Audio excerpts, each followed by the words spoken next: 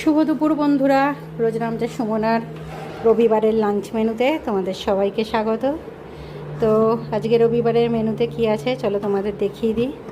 আজকে এক জায়গায় যাওয়ার কথা আছে, দুপুরবেলা ভাত খেয়ে যাব।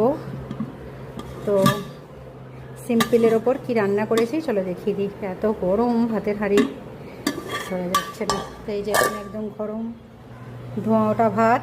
দেখো এখানে পেঁপে সেদ্ধ দিয়েছি ভাতের মধ্যে, আর এখানে বানিয়েছি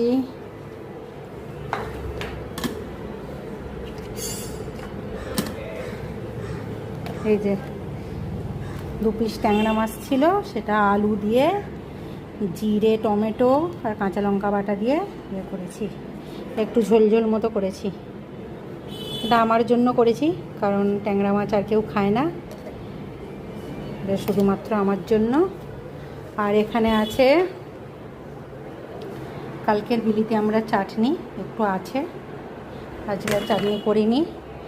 আর যেটা বানিয়েছি এই যে রবিবারের স্পেশাল, এই মাত্র জাস্ট গ্যাসটা অফ করলাম। এই যে একদম লাল লাল আলু দিয়ে চিকেনের ঝোল, খুব বেশি ঝোল রাখিনি। এই যে